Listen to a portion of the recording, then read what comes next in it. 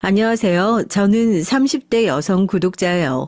직업은 주얼리 디자이너로 아름다운 보석과 귀금속을 세공하고 디자인하는 일을 맡고 있죠. 세상 무서운 줄 모르고 내가 최고인 줄로만 알고 살다가 황당하고 억울한 일, 그리고 두려운 일까지 겪으면서 지금은 많이 사람이 되었어요. 전 상대가 누구든 내 고집을 피우기만 했던 어린 시절을 생각하면 무척 부끄럽습니다. 너 못 가져가. 이거 내 거야.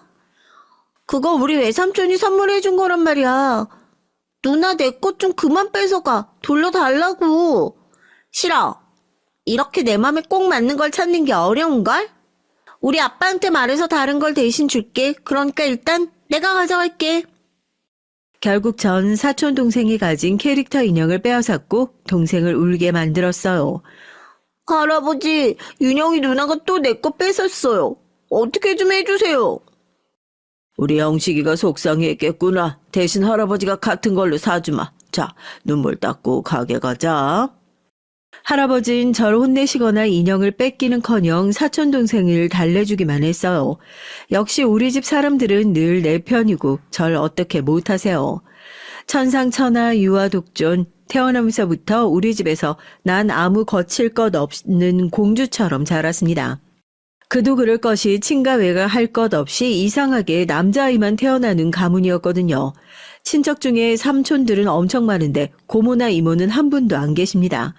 삼촌들 역시 아들만 낳았고 딸이라고는 오로지 저 한 명뿐이었거든요. 그런 비정상적인 집안이다 보니 딸로 태어났다는 사실 하나만으로 모든 가족들의 관심과 사랑을 독차지할 수 있었어요. 어린 시절 내가 세상의 중심인 줄로만 알았고 사람들 모두 나한테 맞춰주는 것이 당연한 줄로 알고 살았습니다. 타인에 대한 악의 같은 건 없었지만 뭣도 모르고 나대는 성격에 아나무인인 절 싫어하는 친구들이 학교나 학원이나 덜어 있었어요. 그러면 전 그걸 또 못 참겠는 거죠.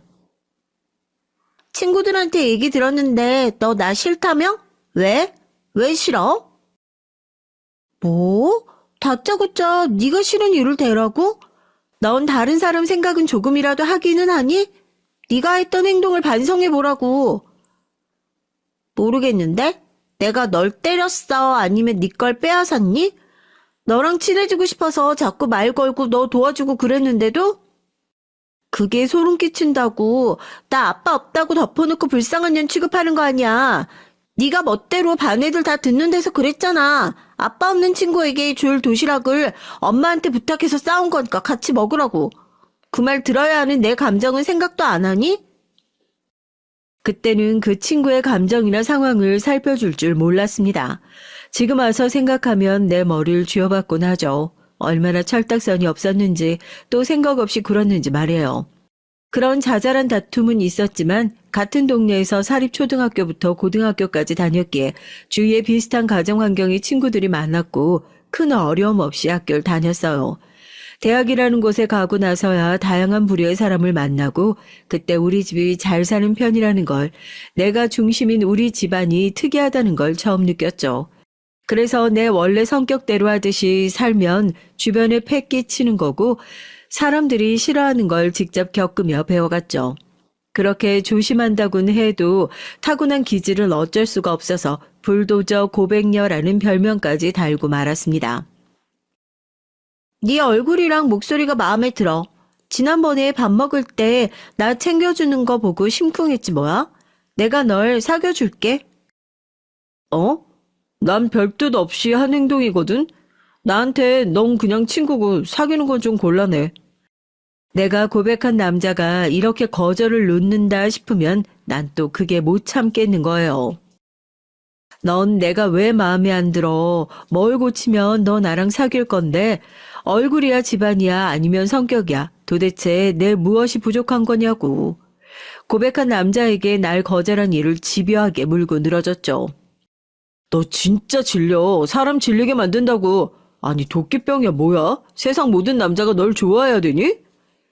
얼마나 답답하고 화가 났으면 이렇게 우라통 터뜨리는 그 친구는 저랑 완전히 멀어졌어요. 난 내가 좋아하는 남자에게 마음에 들고 싶어서 궁금해서 물어본 것뿐인데 그게 그를 곤란하게 만들 거라고는 미처 몰랐거든요. 그리고 대학에서 날 진짜 싫어하는 선배 언니가 있었거든요. 걔는 싸가지가 밥 말아 먹었잖아. 재수없어. 지가 무슨 공주인 줄 알아? 집에서 거울도 안 보니? 성형녀 주제. 내가 뻔히 보는 앞에서 이런 심한 말을 서슴지 않고 다른 동기한테 하는 걸 보고 저 눈이 돌아갔어요. 하지만 참지 않으면 어떻게 해요? 선후배 기강 세기로 유명한 과에서 하늘 같은 두 학번 위인 선배한테 성격대로 들이받았다간 내 대학 생활은 디엔드 그대로 끝일 테니까요. 꾹꾹 목 끝까지 치고 나오는 욕을 참아놓고 선배 앞에서 억지로 웃음을 지어야 했습니다. 그 선배랑 난 사소한 감정 싸움뿐 아니라 대판 부딪히게 된 사건이 생겼는데요. 그도 그럴 것이 취향까지 겹쳤기 때문입니다. 서로 좋아하는 남자가 딱 같았거든요. 하지만 우리 대학에서 그를 좋아하지 않는 여하구는 없을 거예요. 그는 컴퓨터공학부 과대였고 누구에게나 친절하게 대하는 천사 같은 남자였습니다.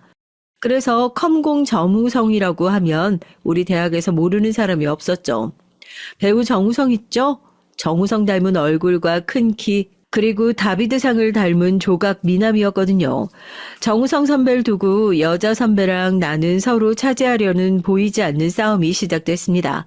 사실 그 두 사람은 동아리가 같아서 친하게 보여서 그것만으로도 배가 아팠는데 한날은 동기 친구가 전해준 소식에 눈앞이 깜깜해지고 말았어요.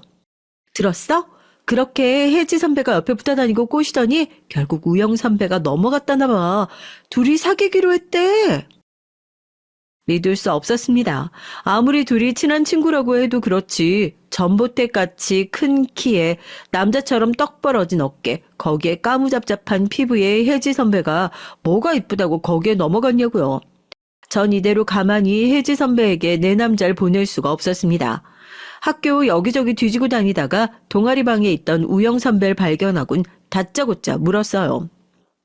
선배, 그게 사실이에요? 멋있는 킹카면서 왜 혜지 선배 같은 여자랑 사귀어요? 뭐가 그렇게 이뻐 보였는지 좋은지 낱낱이 저한테 한번 얘기해보세요. 윤영아, 잠깐만. 흥분을 좀 가라앉혀봐. 너 무슨 오해가 있는 것 같은데? 오해는 무슨 오해? 얘기 다 듣고 왔어요. 자, 봐봐요. 165cm의 키. 하지만 다리는 이렇게 길고 쭉 뻗어서 내 신체 비율 끝내주고요. 전 선배 앞에 치마를 걷어 올리며 내 다리의 각선미를 자랑했습니다. 그리고 또 다른 건 몰라도 내 피부 안에 끝내준다고요. 여드름? 그딴 거 난 뭔지도 몰라. 이렇게 맑고 탱탱한 피부, 나보다 2살이나 많은 혜지 언니가 이런 피부 가질 수 있겠어요? 여기 한번 만져보라고요. 전 선배 손을 잡고 들어서 내 뺨에 얹어 쓰다듬게 했습니다. 그래. 진짜 피부결이 예술이네. 이렇게 가까이서 보니까 피부도 그렇고 눈도 참 맑고 예쁘구나. 그렇죠? 게다가 우리 집안은 얼마나 괜찮다고요. 행정고시 출신 나그 고위 공무원 아빠 밑에서 무남 동료 외동딸이랍니다. 일원동 토박이로 자랐고요. 지금 사는 집도 대형 아파트 자가예요. 거기다 우리 할머니는 아빠보다 돈이 더 많으세요.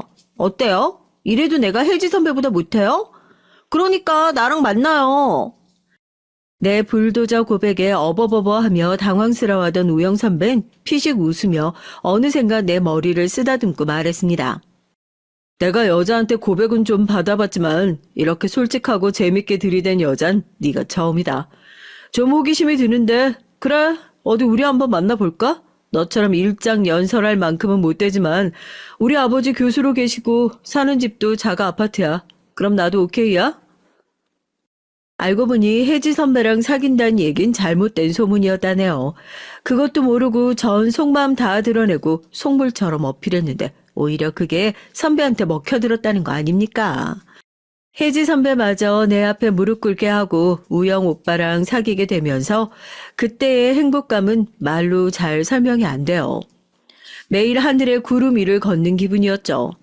저랑 사귀면서도 내 남자에게 달라붙는 여자애들 때문에 촉각을 곤두세우고 내 선에서 떼어내느라 피곤했지만 그 점이 나를 더 만족시켰답니다. 모든 여자가 바라보는 그 정도의 남자가 바로 내 남자라는 사실에 충족감이 들었죠. 어쨌거나 우린 5년 동안 예쁘게 사랑했어요. 여느 연인처럼 난관도 있었는데 한 번은 내가 다른 남자한테 꽂혀서 이별 통보하기도 했는데 얼마 지나지 않아 다시 재결합을 했죠. 그리고 나이가 꽤 차니까 당연스레 결혼까지 하기로 된 것 같아요. 그런데 우리 집에서 반대하느라고 부모님 결혼 허락받기 힘들었던 것도 사실이에요. 제가 귀한 무남 동료인 만큼 외모만 괜찮은 평범한 남자에게 시집 보내기가 싫으셨나 봐요. 특히 우리 아빤 내 말이면 다 예예 공주님 하며 다 들어주시던 분인데 저랑 싸우고 싸우다 그만 감정의 골이 깊어졌습니다. 네가 2번 날 실망시키는구나. 좋은 대학 졸업하고 갑자기 보석 세공사 하고 싶다고 전문대를 다시 가질 않나. 이번엔 결혼도 네 마음대로 할 참이냐? 아빠가 너랑 짝지울 괜찮은 신랑감들 알아보고 있다는데도 끝까지 고집 피울 거야? 아빠 마음에 들어하는 남자랑 어떻게 내가 한평생 산다고요. 만약 우영 오빠 말고 다른 남자랑 결혼하게 되면 나 1년 만에 이혼하고 돌아올 거야. 아빠가 선택해요. 이혼의 딸도 괜찮아요? 그렇게 나답게 불도저처럼 아빠를 설득했어요. 우리 아빠는 예나 지금이나 내 말을 따르지 않을 수 없으셨던 만큼 결국 결혼 허락을 받아내고 말았죠. 어렵게 결혼한 만큼 누구도 부럽지 않게 남편이랑 알콩달콩 잘 살고 싶었어요.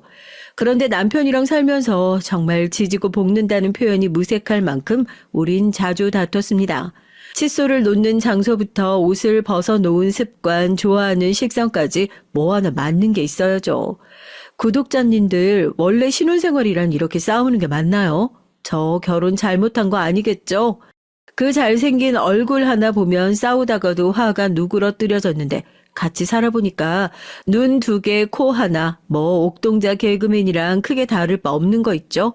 어쨌거나 내 인생에서 가장 좋아했던 남자였으니까 성미 참고 서로 맞춰가며 살아봤어요. 그렇지만 시댁에서 당하는 굴욕감은 정말 감당하기 어려웠습니다.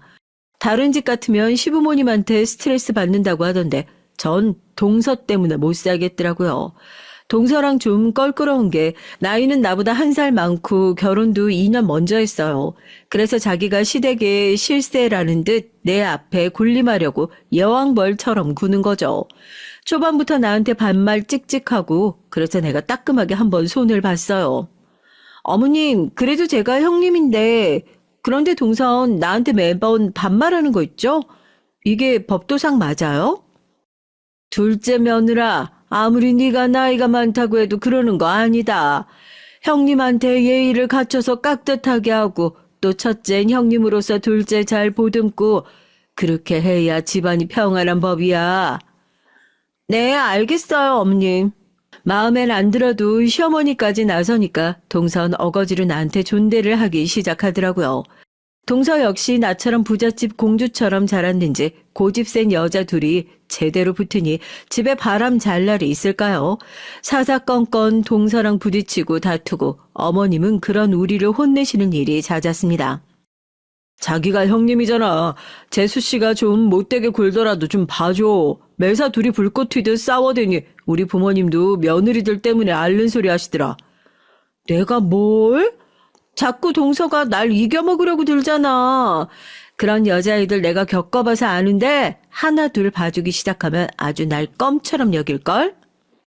한참 동서랑 알력 다툼을 벌이던 중 친정아빠의 퇴임식이 있었는데 시부모님도 같이 초대를 하려고 했답니다. 아버님이 30년 넘도록 몸담은 공직에서 물러나는 뜻깊은 자리이기도 하고 시아버지랑 우리 아버지랑 고교 선후배 사이시거든요. 우리 바깥 쓰던 나란 일 공덕 지하하는 특별한 날인데 당연히 나도 꽃다발 들고 참석해야지. 어머 아버님 안 돼요. 바로 그날이 우리 친정회사 창립 기념일이거든요. 선택하세요. 인생의 말로를 걷는 형님네 아버지에게 가실 건가요? 아니면 아직 기업의 대표로 한창인 우리 아버지한테 가시겠어요? 아유 또 그런가? 아이 그럼 둘째네 사돈 회사 파티에 가야 되나? 그날 오시면 특별한 이벤트랑 볼거리도 있을 거예요. TV에 출연한 땡땡땡 셰프 있죠? 그 셰프 초청해서 직접 만든 요리도 맛보시고 아무튼 우리 아버지답게 기깔나게 준비할 테니 기대하고 저희한테 꼭 오셔야 돼요. 동서가 요사스럽게 꼬시는 통에 시부모님은 우리 아빠 퇴임식이 아니라 동선의 회사 창립 기념식에 가셨습니다. 남편이랑 같이 아빠 퇴임식을 보고 있는데 시부모님께 서운한 마음을 참을 수가 없었어요. 동서도 참 사람이 좀 그렇지 않아? 창립 기념식? 그딴 건 매년 하는 거고 우리 아빠 퇴임식은 일생에 단 한 번인데 아버님 어머님도 너무하셔. 여기를 오셔야지. 대신 우리가 더 많이 축하해드리면 되지. 아버님 연설 시작한다. 자, 내 마음 달래주고 장인어른의 퇴임식을 진심으로 축하하는 남편을 보며 서운한 감정을 풀고 아버지 퇴임식을 잘 마쳤습니다. 그런데 열정적으로 일하셨던 만큼 친정아빤 막상 퇴직하고 나니 마음이 좀 그러셨나 봐요. 요새 너희 아버지 볼 때마다 엄마 마음이 영 불편해. 아이 평소에 입버릇처럼 하고 싶다는 외국어 공부랑 여행도 다 하시라고 등 떠밀어도 그냥 집에 가만히 계신다니까. 달리 뭐 걱정스러운 일이 있으신가? 무기력한 모습에 친정아빠가 낯설었고 그 걱정으로 시댁에 갔을 때 시아버지께 고민을 털어놨어요. 아버님도 교수직에서 물러나시고 많이 힘드셨어요? 친정아빠가 걱정되는데 제가 뭘 어떻게 해드려야 될지 모르겠더라고요. 아버님께서 조언 좀 해주세요. 네? 아유, 남자로서 나라에서 큰일 하다가 어느 날 늙었으니 나가시오 하면 기분 좋을 사람이 어디 있겠니? 없지. 아마 너희 아버지 한동안은 마음이 쓸쓸하고 허무하고 그러실 게다. 내가 볼 때 시간이 흐르면 점차 좋아질 테고 자식으로서 돕고 싶다면 자주 찾아뵙고 대화하고 같이 외출도 하고 그러면 좋을 것 같구나. 또 내 동문 후배인데 나도 종종 연락해서 같이 시간 보내고 도와주마. 아버님께서 그렇게 해주시면 너무 좋죠. 역시 우리 아버님 최고예요. 그때 서재 방문이 덜컥 열리더니 눈을 가자미처럼 뜨고 나타난 동서가 보였습니다. 형님, 지금 밖에서 상 차리고 준비하느라 나랑 어머님 고생하는 거 안 보여요? 일하기 싫어서 서재에서 아버님하고 수다만 떠는 거. 그런 얄팍한 수 내가 모를 줄 아냐고요. 빨리 나오세요. 빨랑! 동서는 아버님 서재에서 날 억지로 끌고 나왔어요. 알았어. 근데 나 일하기 싫어서 그런 거 아니거든. 아버님하고 긴히 상의 드릴 말씀이 있었어. 됐고. 나 우리 친정에서 손에 물 한 방울 안 묻히고 곱게 큰 여자예요. 그래도 우리나라에서 며느리 된 도리로 참고 있는 건데 형님은 뭐라고 시집 온 지 얼마 안 된 사람이 이렇게 요령을 피워대요? 이래서 내가 돈 써서 사람 부리자고 했는데 어머님 아버님 왜 고집을 피우시는 거야? 아무리 화가 나도 그렇지 형님한테 말하는 투가 좀 섬 넘네. 참나. 나보다 어려 시집도 늦게 와. 게다가 친정이 빵빵하기라나. 어디 형님 대접 받으려고 유세야? 동서 말에 불쑥 화가 차올라서 거칠게 동서 팔을 비틀어서 확 밀쳐버렸습니다. 내 합기도 실력에 동선 바닥으로 엎어지고 말았죠. 나 어릴 때부터 호신용으로 합기도 배워서 유단자거든? 어때? 팔림 장난 아니지? 조금만 더 까불어봐. 어쨌거나 내가 엄연히 윗사람인데 어딜 자꾸 기어오르려고 그래? 이렇게 몸의 대어로 동서기를 팍 죽여놨죠. 분해서 씩씩대지만 차마 더 대들지 못하던 동서의 표정은 가소롭기 그지없었습니다. 이후 그날 나한테 입 한 번 뻥끗 못하고 조용히 있더라고요. 근데 나중에 생각해보니 그날 동서한테 너무 심했나 싶어서 내가 세공한 귀걸이 한 세트를 들고 동선의 집에 찾아갔어요. 처음 가본 동선의 집은 역시나 잘 사는 친정집 덕인지 생각보다 더 고급스러웠습니다. 가사도우미가 내준 차를 마시며 거실에서 기다리는데 한참이 지나도록 동선 나타나질 않았어요. 한 20분 넘게 기다렸을까 동서가 고고한 표정을 지으며 걸어왔습니다. 많이 기다리셨어요, 형님? 기분 상하지 않았으면 좋겠어요. 우리 집에 워낙 손님이며 잡상인이며 자꾸 찾아 들어와서 미리 약속되어 있지 않으면 제가 시간 내기가 어렵거든요. 그래, 무슨 일로 찾아왔어요? 혹시나 돈 필요해서 절 찾아오신 거라면. 뭐? 돈을 빌려? 착각도 참. 나 아무리 굶어 죽게 생겼어도 절대 동서한텐 손 안 벌릴 거니까 걱정하지 마. 그리고 우리 친정도 괜찮은데 자꾸 나랑 우리 친정 되게 없이 사는 사람처럼 말하는 거 꽤 거슬리거든? 오늘 여기 온 건 지난주에 내가 심하게 대했던 게 마음에 걸려서 사과하러 온 거라고. 자, 이거 받아. 동선 내가 내미는 은색 보석 케이스를 열고 귀걸이를 1초쯤 바라보더니 그냥 탁 닫아버렸습니다. 왜? 마음에 안 들어? 내가 직접 세공해서 정성이 깃든 선물인데? 뭐 성의는 고맙네요. 그런데요, 저 아시잖아요. 남들 알만한 브랜드 아니면 취급 안 하는 거.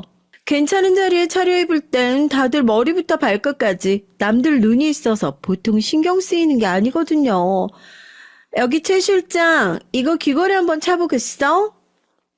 심지어 동서는 내 앞에서 내가 준 선물을 자기 집 도우미한테 주는 거예요.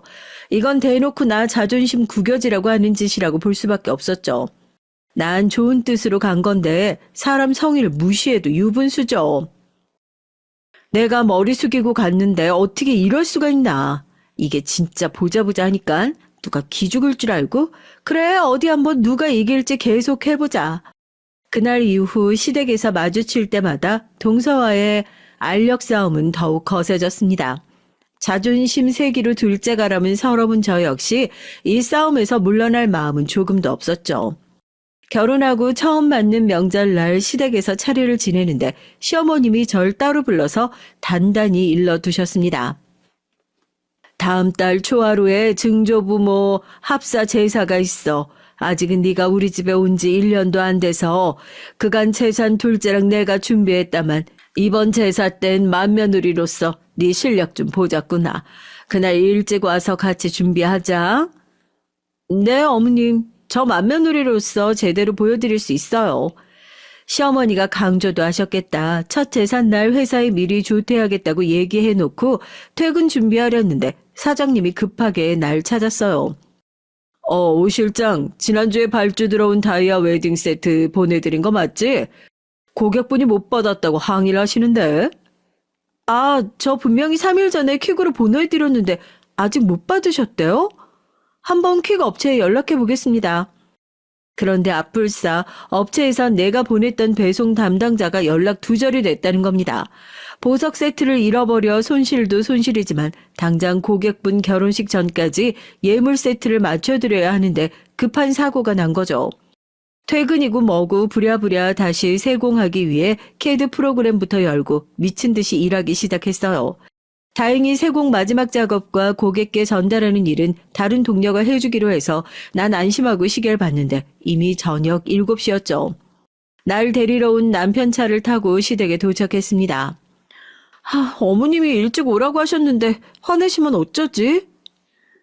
제사는 밤 9시 넘어서 시작하니까 사정 말씀드리면 그래도 이해해 주시겠지. 그리고 조심스러운 걸음으로 시댁 부엌에 들어가니 이미 시어머니와 동서가 한창 제사 음식을 준비하고 있었어요. 예, 너네가 일찍 오라고? 어머님 정말 죄송해요. 배달 사고로 다시 웨딩 세트 작업하느라고요. 꼭 결혼할 예비 신랑께 빨리 전달해야 했거든요. 지금부터 저 열심히 도울게요. 그리고 제사 끝나고 설거지 제가 다 할게요. 아이고, 알았다. 이 나물부터 어서 데쳐. 그리고 정성으로 만든 제사 음식을 차리고 경건하고 엄숙한 분위기로 제사가 진행됐죠. 우리 집에서 제사는 모시지 않았기 때문에 이런 풍경이 낯설고 재미있어서 요렇게 지켜보고 있는데 동서가 날 찔러 2층으로 불러냈습니다. 분명히 일찍 오라고 그랬을 텐데 진짜 회사에서 사고 난 건지 아니면 또 일하기 싫어서 핑계댄 건지 내가 알게 뭐냐고. 동서는 몇 시에 왔는데 그렇게 뿔이 났어? 전 오후 5시에 와서 제사 음식하기 시작했죠? 나한테 형님으로서 대접받고 싶으면 형님답게 굴 것이지. 나이도 어린 게 따박따박 반말이라 뱉고 집안 중대사마다 쏙 빠지라 뺀질거리고 말이야. 아니 내가 설명했잖아. 피치 못할 사정으로 늦었다고. 그리고 나보고 어린 게라고 했어 지금? 참 나이 1살 많은 게 뭐 자랑이라고 그게 곶감냐?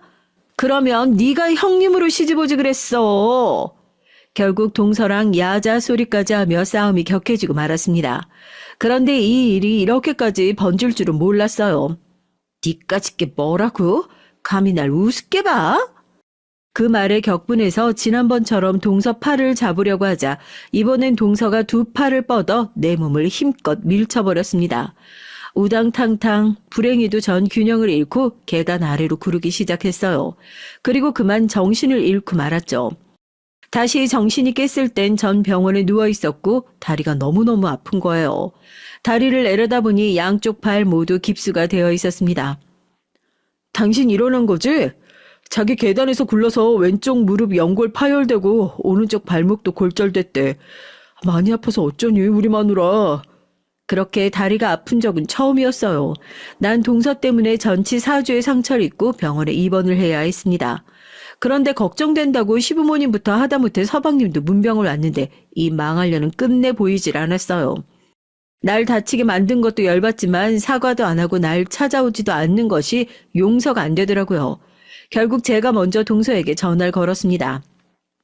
나 이꼴로 병원 신세 지게 만들고서 코빼기도 한 번 안 비치네. 아주 급하고 중요한 일로 바쁘신가 봐. 저 때문에 다치게 해서 미안해요. 그런데 저도 친정집에 일이 생겨서 바빴던 거예요. 일부러 형님 문병 안 간 것도 아니고 다른 이유 없어요. 그래. 근데 네 말을 어떻게 믿니? 네가 나 다치게 한 거 뼈저리게 후회하도록 만들어주겠어.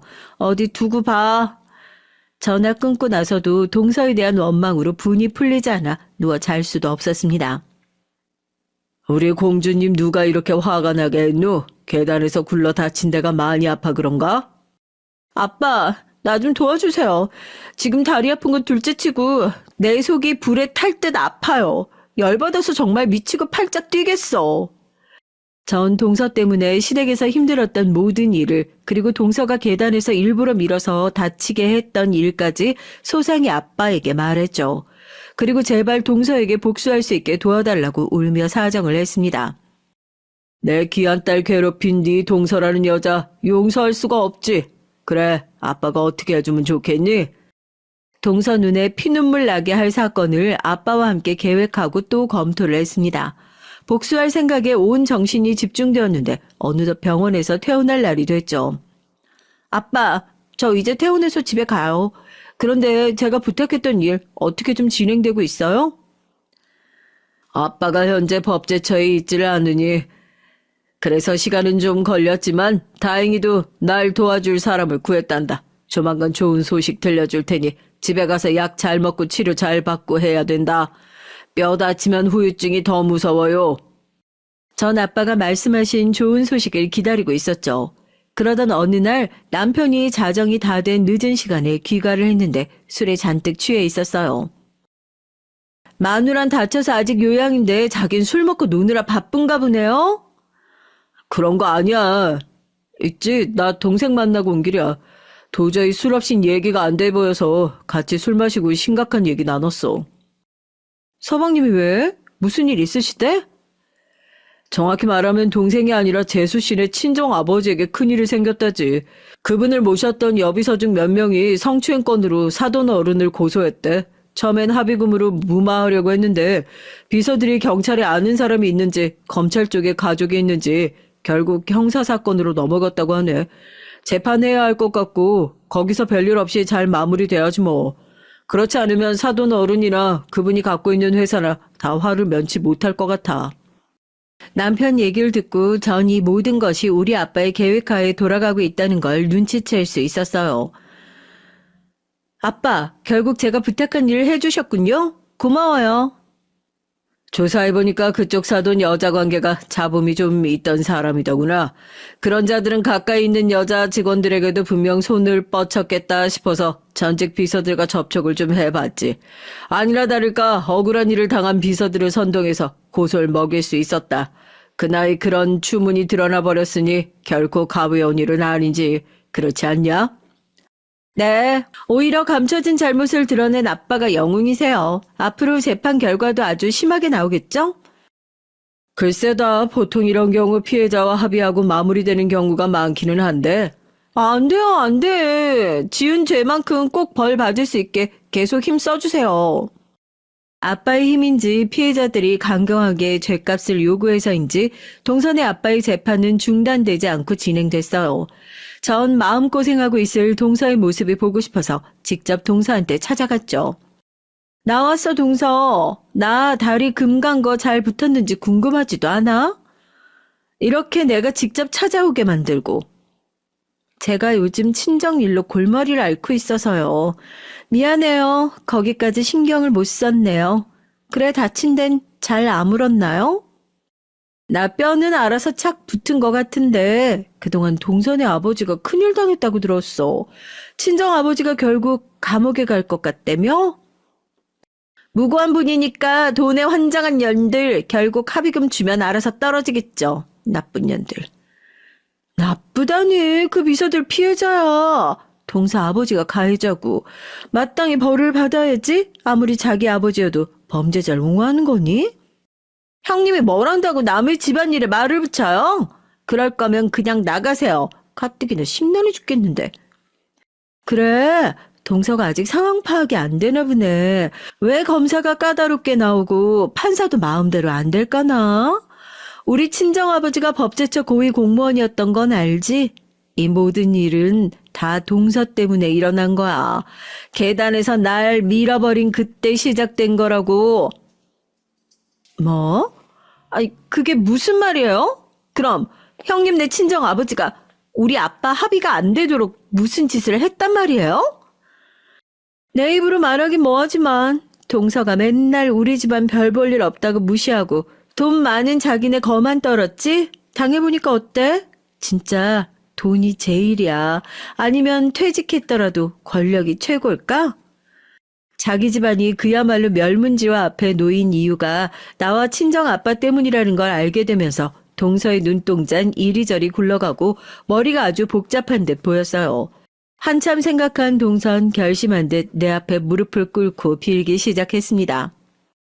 아이고 형님, 제가 잘못했어요. 그러니까 형님네 아버지한테 부탁해서 이쯤에서 합의로 끝나도록 해주시면 안 될까요? 이대로 있다간 친정회사가 한낱 먼지가 될까봐 또 자기 아버지가 감옥에 가는 것이 두려웠던지 동선 비로소 제게 용서를 구하였습니다. 이제 현실이 어떻게 돌아가는지 좀 파악이 되는구나 동서. 앞으로 자기가 어떻게 하는지 좀 지켜보고 내가 그만둘지 말지 결정할게. 제가 이렇게 절실히 용서를 구하잖아요. 이걸로 부족해요? 남을 사지로 몰아놓고 형님은 좋으시냐고요. 동서가 날 먼저 다치게 만든 건 생각 안 하니? 이제 보니 진심으로 반성하는 거 아니구나? 그냥 어떻게든 지금 위기에 벗어나고 싶은 모양이다. 알겠어. 나 그만 갈게. 아니요, 형님. 제 말은 그게 아니고요. 내가 단칼에 일어서니 동선 급하게 내 옷을 잡으며 더 얘기하자고 했지만 이미 불쾌해진 기분으로 그냥 나와버렸어요. 이 정도 당했으면 납작 엎드려서 나한테 눈물로 반성할 줄 알았는데 아직도 기가 쌩쌩하네. 그럼 나 역시 여기서 그만 못 두지. 이렇게 생각하고 있는데 뜻밖의 친정아빠 역시 저한테 복수를 그만두자고 종용하셨어요. 윤영아, 여기서 끝을 보는 게 어떻겠니? 피해 여성들도 이쯤에서 피해 보상받고 끝내는 게 그 사람들 정신 건강에 이로울 테고. 잘 생각해라.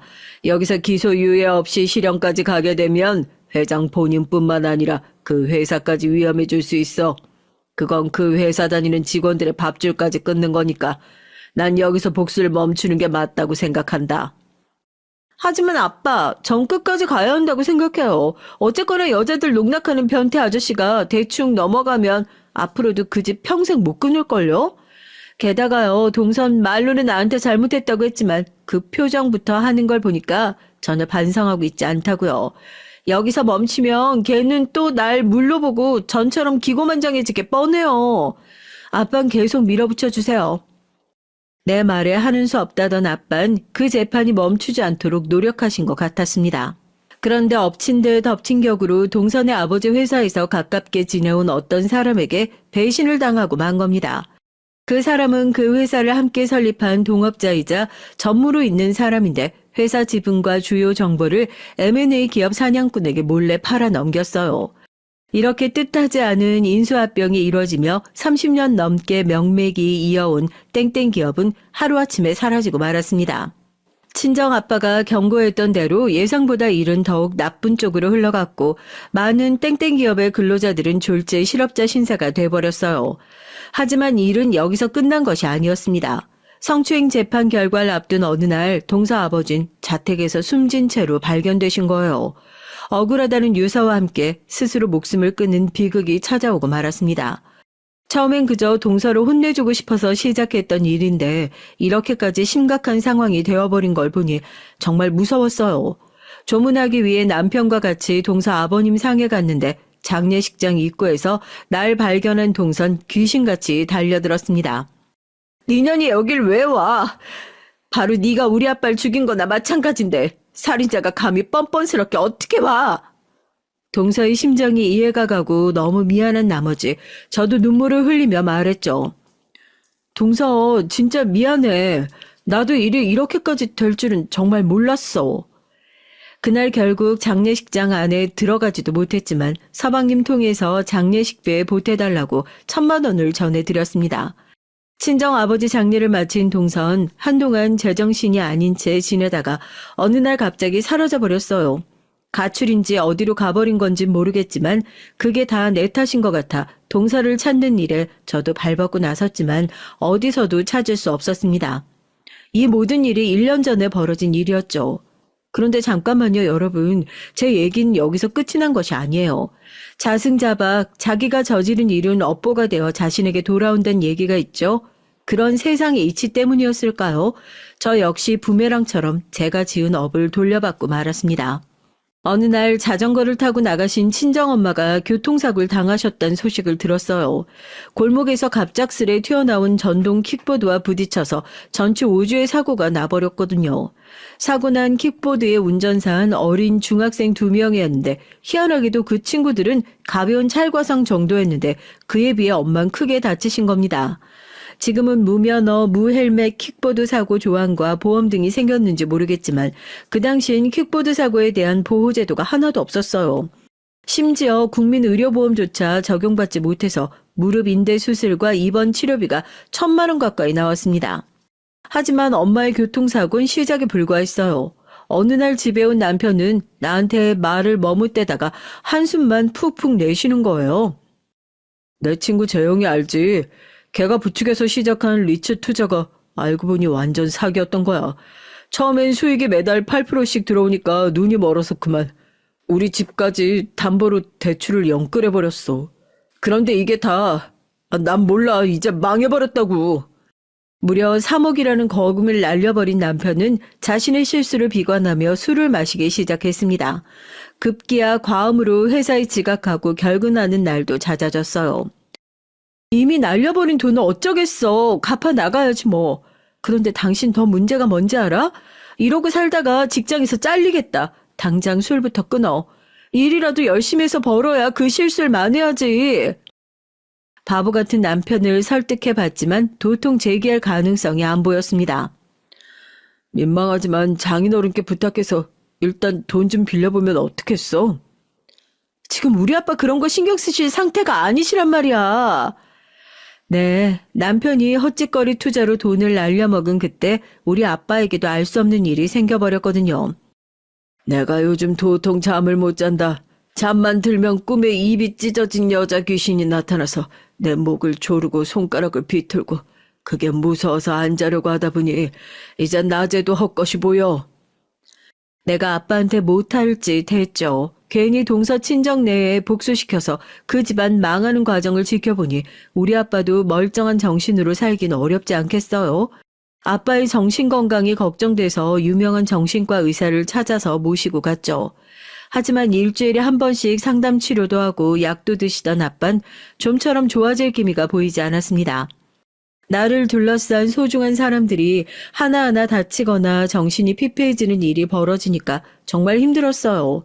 집안에 한 사람의 환자만 있어도 우환이 든다고 하는데 제가 어떤 상황이었겠습니까?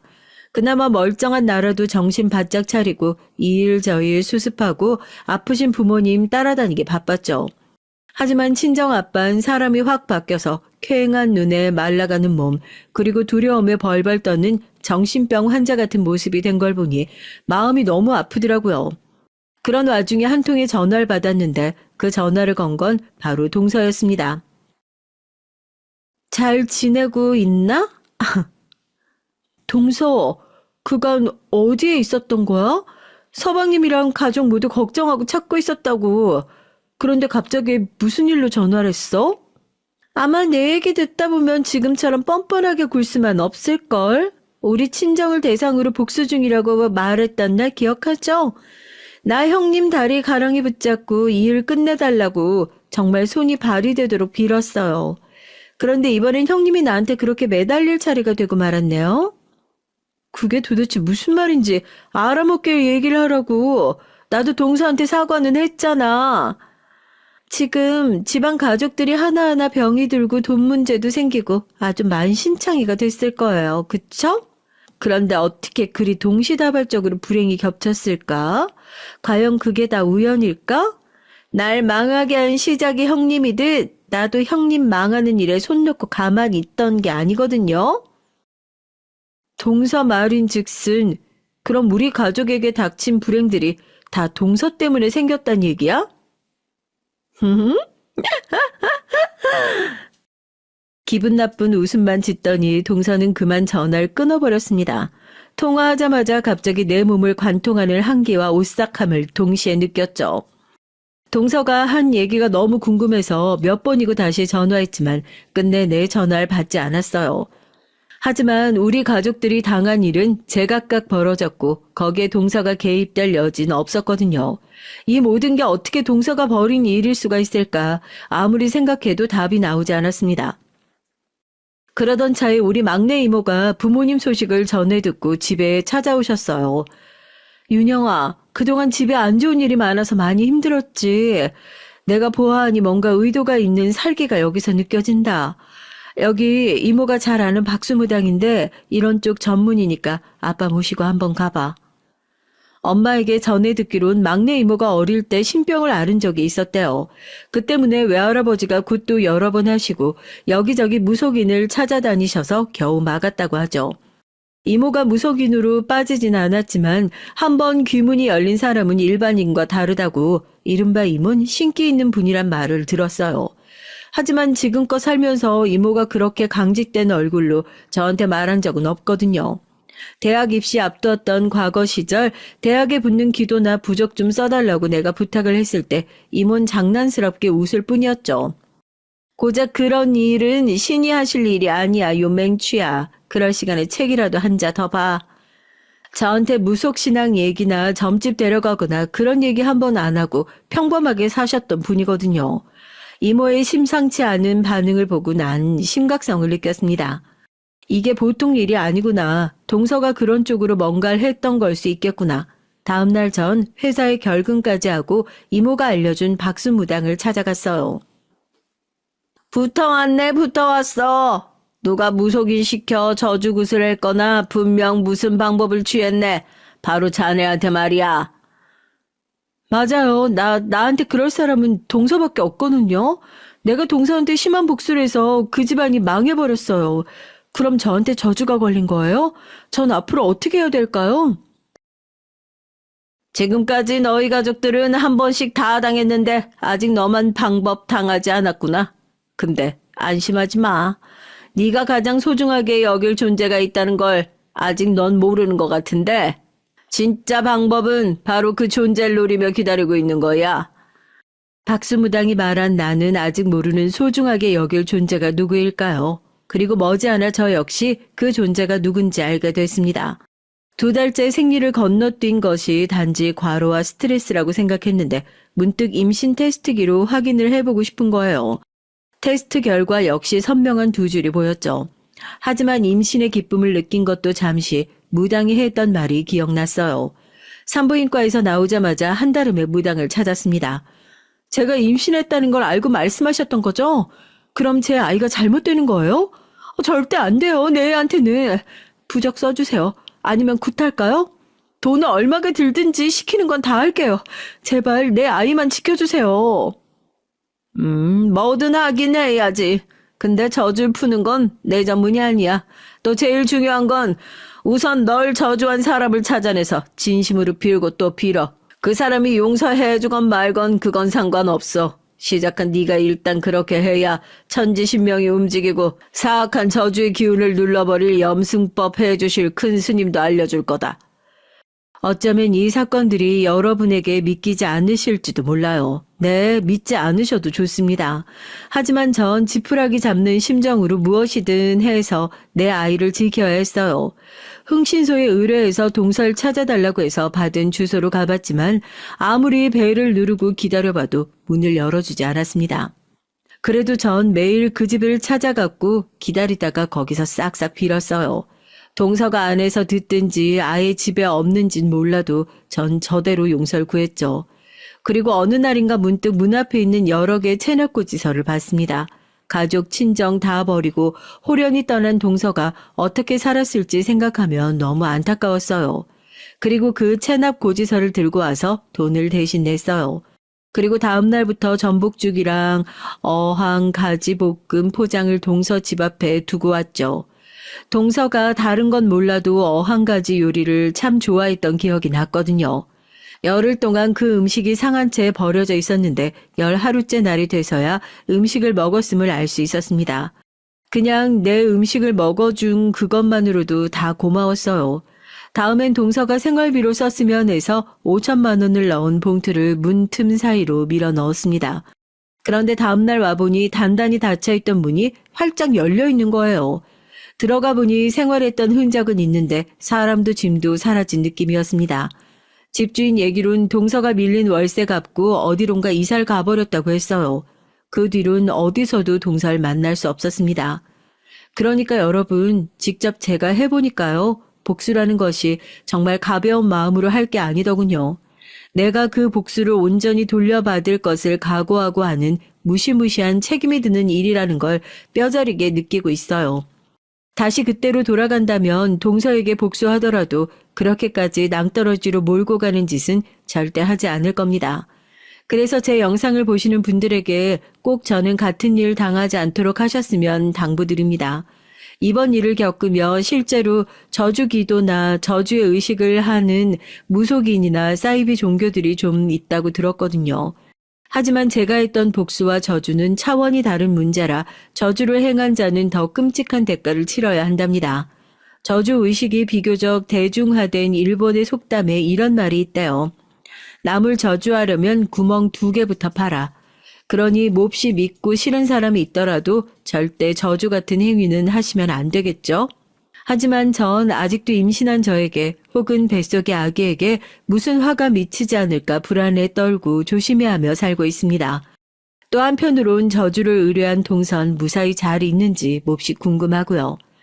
제가 얼핏 들었기론 동서가 여기 유튜브 구독자 애청자였던 것 같거든요. 그래서 우리 동서가 제 사연을 듣게 된다면 꼭 들려주고 싶은 말이 있어요. 동서, 어떻게 보면 우리 참 닮았었죠. 지고는 못 사는 승부욕에 이기려고 물불 안 가리는 성격까지. 어쩌다가 똑같은 것들끼리 형님 동서로 만나서 일이 이렇게까지 커졌나 모르겠네요. 나 진심으로 반성하고 있으니까 앞으로도 그 일 잊지 않고 평생 후회하며 죄책감 안고 살게요. 그러니 동서도 이제 그만 자신을 괴롭히는 복수심을 놓아주었으면 좋겠어요. 저주는 결국 시작한 그 자신에게 돌아온다고 하니까 동서에게 큰 흉 닥칠까 걱정돼. 언젠가 동서 마음이 좀 편해진다면 나에게 꼭 한번 연락해줘요. 내 간절한 외침이 동서에게 반드시 닿았으면 하는 바람으로 제 얘기를 끝내려고 합니다. 바보 같은 내 잘못으로 생긴 얘기를 끝까지 들어주신 여러분 고마워요. 제 잘못은 얼마든지 욕하시더라도 제 가족이나 아이에 대해선 피해 주시면 좋겠습니다. 여기서 저 인사드릴게요. 안녕히 계세요. 안녕하세요. 70이 넘은 노인네입니다. 70이 넘도록 살다 보니 많은 일들이 있더군요. 그중에서 제가 기억나는 사건들이 있어 여러분께 그냥 이런 인생을 살아왔다 말하고 싶어서 사연을 신청하게 됐습니다. 본격적으로 얘기를 시작하려고 하는데 어디서부터 얘기를 할까 고민이 되네요. 우선 제 결혼 생활부터 얘기를 할까요? 결혼 생활부터 저희 생활은 달라졌으니 그때부터 말씀을 드리겠습니다. 결혼은 제가 어렸을 때 경험하지 못한 것들을 많이 겪게 해줬어요. 물론 안 좋은 일들이 아주 많았지만 제게 있어서 아주 중요한 사건 중 하나죠. 다시 한번 삶이 주어진다고 해도 결혼을 선택할 만큼 결혼은 제 인생에 있어 아주 중요한 사건입니다. 빛 한 줄기 없던 제 삶에 희망이라는 걸 봤기 때문이죠. 어린 시절 아버지에게 얻어터지고 어머니에게 구박을 받는 게 당연스럽게 여겨질 정도로 전 불행한 가정에서 태어났습니다. 빛이라고는 보이지 않는 삶을 살았어요. 그러다 제게 사랑하는 감정을 알려준 남자가 있었고 전 그 남자의 아이를 갖게 됐답니다. 부모님은 그런 저에게 욕을 퍼붓고는 다시는 집에 찾아오지 말라고 했어요. 그날이 제 인생에 있어 욕을 가장 많이 들은 날일지도 모르겠습니다. 그래도 전 행복했어요. 이 집 구석에서 벗어나 사랑하는 사람과 살 수 있는 게 얼마나 행복한 일입니까? 그 사람은 굉장히 성실했고 다정한 사람이었습니다. 앞으로 제 인생이 행복으로 가득 차 있을 거라고 생각을 했어요. 아무리 축복하진 않았지만 저희는 아이와 함께 행복하게 지낼 수 있겠다는 확신이 있었습니다. 하지만 그 확신은 바로 깨져버리고 말았죠. 그 사람이 얼마 지나지 않아 죽고 말았기 때문이에요. 전 그 사람이 잘 버티고 있었다고 생각했습니다. 그런데 지금 생각을 해보면 그 당시에 저도 불안해서 그 사람이 잘 버티고 있어야만 한다고 생각을 했나 봐요. 그 사람에게 괜찮은지 물어본 적이 없었던 것 같네요. 그 사람은 떠난 이유는 다름 아닌 사기 때문이었습니다. 다 같이 잘 살고 싶은 마음에 투자를 했는데 그 사람이 사기꾼이었고 그 사람은 어떻게든 돈을 찾으려고 노력을 했지만 이미 없어진 돈 어디서 찾는가 말입니다. 결국 찾지 못하고 그 사람은 유서 한 장을 남겨두고 세상을 떠났어요. 정말 절망적이었죠. 겨우 밝혀둔 불이 꺼지고 말았어요. 그땐 저도 어렸고 딸도 어린 나이고 어떻게 해야 할지 몰랐습니다. 전 살기 위해 발버둥을 쳤어요. 심지어는 밤일도 해봤죠. 그러다가 이건 도저히 아닌 것 같다는 생각에 다시 친정집으로 가 무릎을 꿇고 싹싹 빌었습니다.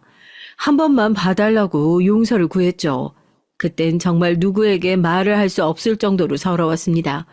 하지만 후회하지 않았어요.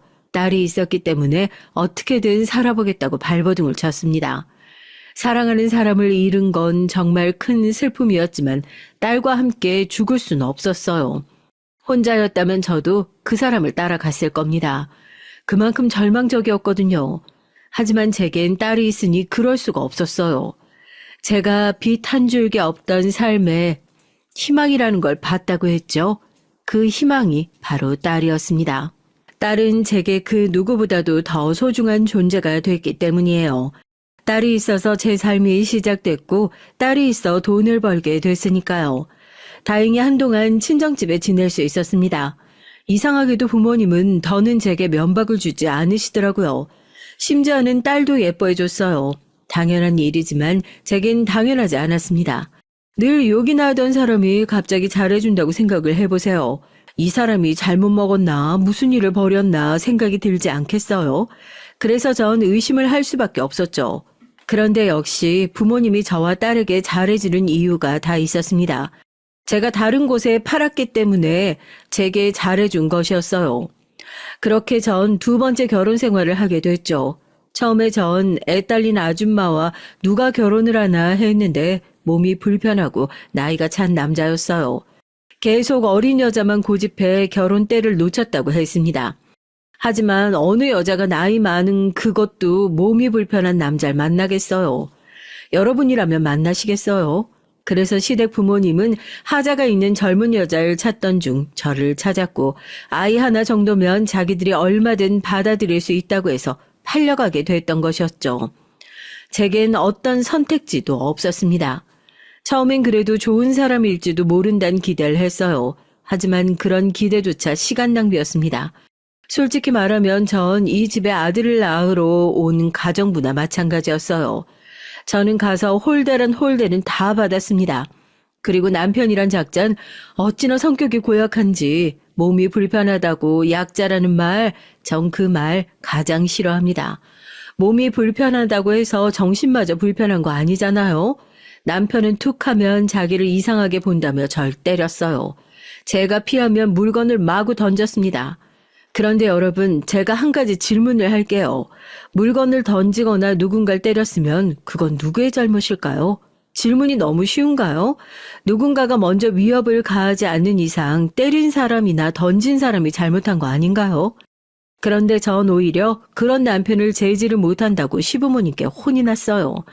시부모님은 자기 남편 간수도 못한다고 혼을 냈습니다. 아들이 태어나기 전까진 금이야 오기야 아주 귀하게 대했는데 아들을 낳고 나선 제가 어떻게 돼도 상관없다는 사람처럼 절 대했어요. 그렇게 저의 결혼 생활은 식모살이나 다름없는 불행한 생활이었습니다. 그래도 아들은 잘 자라줬어요. 시댁 부모님이 부유한 편이라 부족함 없이 자랐죠. 물론 아들만요. 아들은 정말 부족함 없이 잘 자랐습니다. 하지만 딸은 달랐어요. 딸은 지원을 안 해준 건 아니었습니다. 하지만 은근히 아들만 챙겼고 딸도 어느 정도 눈치를 채서 어리광을 부리진 않았어요. 그렇다고 제게 왜 자기만 차별하냐고 하지도 않았습니다. 그런 딸에게 서운하지 않았냐고 물어본 적이 있는데 자긴 다른 집안 사람이니 이해를 한다고 하더군요. 그런 말을 들으니 어찌나 마음이 아프던지. 하지만 제가 해줄 수 있는 건 아무것도 없었습니다. 그저 딸을 더 소중히 대하고 사랑하는 것밖엔 없었죠. 전 결혼하고 몇 년 뒤에 일을 하게 됐어요. 아들이 어느 정도 크니까 시어머니께서 집에서 놀 생각하지 말고 밖에 나가서 돈이라도 벌라고 했습니다. 그래서 전 작은 식당에 들어가서 일을 하게 됐어요. 그런데 집안보단 일을 하는 게 훨씬 재밌지 뭐예요. 일하는 사람이 저를 괴롭히겠습니까? 아니면 손님들이 괴롭히겠습니까? 물론 진상 손님이 있긴 했지만 집에서 매일 보는 시부모님과 남편만 하진 않았어요. 그래서 전 일하는 시간이 너무 행복했죠. 집에 있으면 구박만 듣고 맞기만 하는데 절 필요로 해주는 사람이 있고 즐겁게 일할 수 있다는 게 어찌나 즐겁던지. 아이들만 아니었으면 당장 뛰쳐나와 혼자 즐기고 싶은 마음뿐이었습니다. 전 몇 년 동안 일을 하고 집에 들어와 아이들을 보고 남편 뒷바라지를 하며 살았어요. 그리고는 한 번씩 친정으로 갔죠. 가서 욕만 먹었는데도 부모라고 인사를 하러 갔습니다. 그러다 제가 참지 못한 일이 생기고 말았어요. 아니 글쎄 남편이란 인간이 바람이 났지 뭐예요. 그 작자는 돈이 없었으면 살지 못했을 겁니다. 돈으로 이 여자 저 여자 만났더라고요. 그 모습을 보고 전 정말 아들을 낳기 위한 존재였다는 걸 깨달았어요. 그 모습을 보고도 시부모님은 아무 말을 하지 않으셨기 때문이에요. 저는 더는 참을 수가 없어서 남편에게 따졌습니다. 정말 너무한 거 아니에요? 이 집에서 집안일하고 일도 하고 당신이 하는 게 뭔데요? 바람 피우는 거? 지금 그게 당신이 할 짓이에요? 왜? 너도 내가 몸이 불편하다고 무시하는 거냐? 내 몸뚱이가 이렇다고 아무랑 못 만날 것 같아? 아니 지금 그게 문제예요? 당신이 바람을 피우고 있는 게 문제잖아요. 이게 부자부자 하니까 어디서 여자가 하늘 같은 서방한테 소리를 쳐? 이게 정신이 나갔나? 전 이렇게 못 살아요. 제발 정신 좀 차리세요. 니까짓 게 못 살면 야 너는 나 아니었으면 네 딸이랑 그냥 거지꼴로 살았을 거. 내가 데려와서 아들도 낳게 하고 잘 사는 집 며느리로 하게 했구만. 말하는 거 보면 하여튼 이래서 없는 것들 데려오면 안 되는 건데. 아유. 전 남편의 얘기를 듣고 충격을 받을 수밖에 없었습니다. 남편의 당당한 태도에 대해선 충격을 받진 않았지만 그럴 만한 인간이라고 생각을 했기 때문이죠. 하지만 딸을 완전 남처럼 생각을 하더라고요. 아무리 피가 섞이지 않았어도 그래도 제 자식인데 그런 식으로 얘기하는 건 너무하지 않나요? 전 그 얘기를 듣고 남편의 뺨을 때렸습니다. 그리고 전 남편의 지팡이에 머리를 맞았고 순간 눈앞이 깜깜해지면서 쓰러지고 말았어요. 그리고는 딸의 소리와 함께 정신을 차려 일어날 수 있었죠. 그런데 정신을 차리자마자 전 시어머니에게 맞고 말았습니다. 이년아, 네가 뭔데 우리 아들을 때려? 하지 마세요. 우리 엄마 때리지 마. 그 예미에 그 딸이라더니 그냥 아주 성격이 고약한 건 똑 닮았네. 그러는 할머니는요? 성격이 얼마나 거지 같으면 아저씨 성격이랑 똑같아요? 그리고 우리 엄마가 어때서요? 딸은 저를 대신해서 필사적으로 시어머니에게 대들었습니다.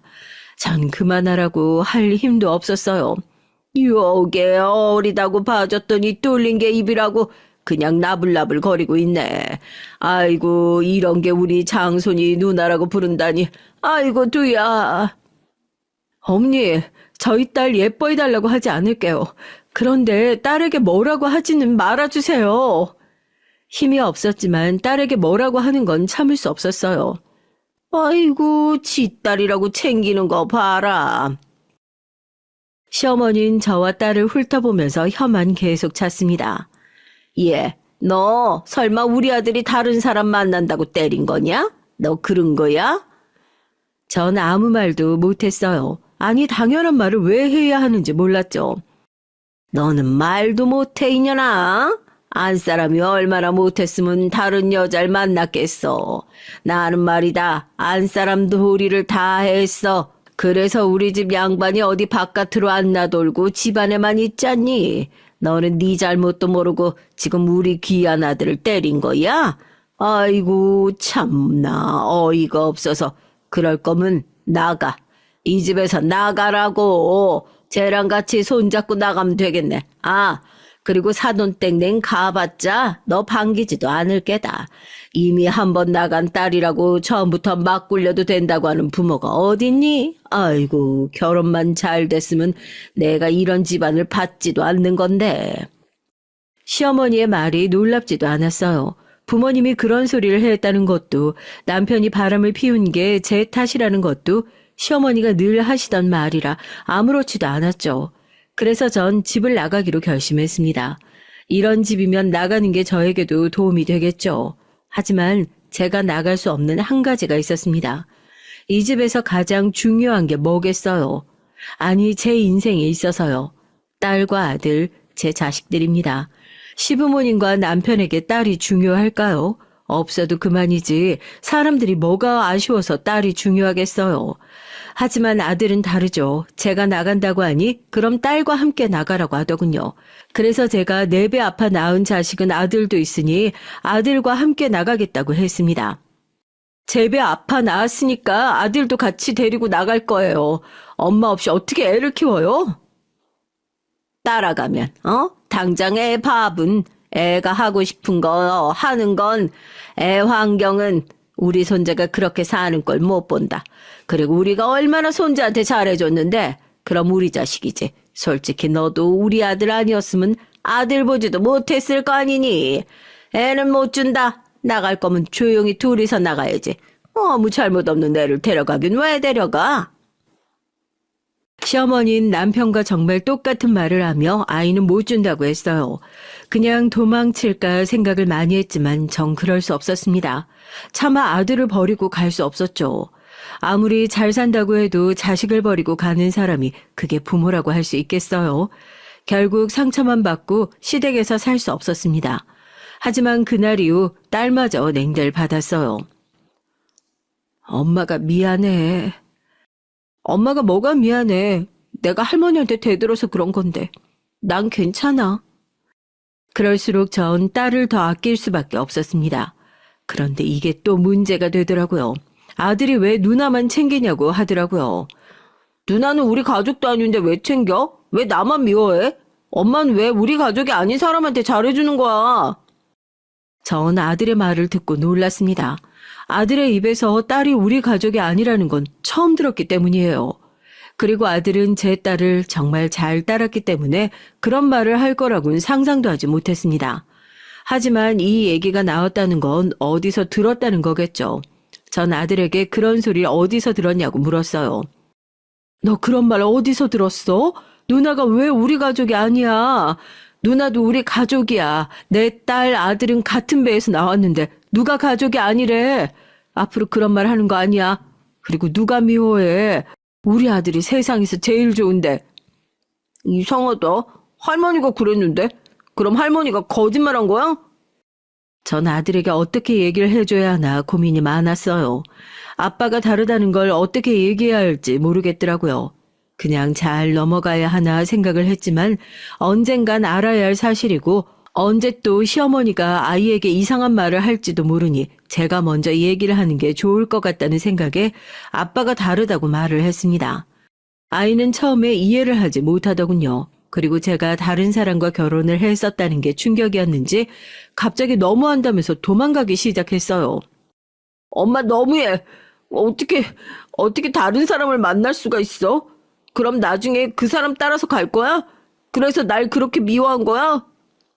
아이가 어찌나 빨리 뛰던지 집 밖으로 뛰쳐나가는 아이를 잡기 위해 저도 힘껏 뛰었습니다. 그런데 제가 그 나이에 힘껏 뛸 일이 뭐가 있겠어요. 그 어린아이의 체력을 따라갈 수 있겠습니까? 당연히 못 따라갔죠. 전 열심히 아이를 따라갔지만 따라잡을 수 없었어요. 결국 그날 일도 못하고 집에 들어가지도 못하고 딸과 함께 아들을 찾을 수밖에 없었습니다. 혹시 여러분 중에도 그런 경험을 한 분이 계실까요? 있으시다면 그때의 기분 기억하시나요? 그때 전 앞이 노래지면서 아무것도 생각할 수가 없었습니다. 아이가 어떻게 된 게 아닌가, 사고가 났나, 납치라도 당했나 많은 생각이 들면서 머릿속에 아무것도 들어오지 않더군요. 손이 떨리면서 눈물이 왈칵 쏟아졌어요. 그런데 그때 딸이 아들을 찾았다고 소리를 쳤습니다. 엄마, 여기! 전 바로 달려가 아들을 안았어요. 아들은 갈 곳 없이 그 자리에서 계속 앉아 있었겠지만 전 아이가 살아있다는 것에 감사해 아이를 안고 펑펑 울었죠. 그런데 아들이 갑자기 저를 안고 사과를 하더군요. 잘못했어요. 그날 전 아들과 딸과 제가 일하는 식당에 가서 셋이 같이 밥을 먹었습니다. 그러면서 사실을 다 얘기했어요. 어린 나이에 얘기를 해도 될까 싶었지만 전 솔직하게 말하고 싶었습니다. 딸은 이미 알고 있는 일이라 무덤덤했지만 아들은 받아들이기 위해 노력을 하는 것 같았어요. 그리고 아들에게 절대 미워하는 게 아니라고 얘기를 해줬죠. 아들에겐 그게 가장 중요해 보였으니까요.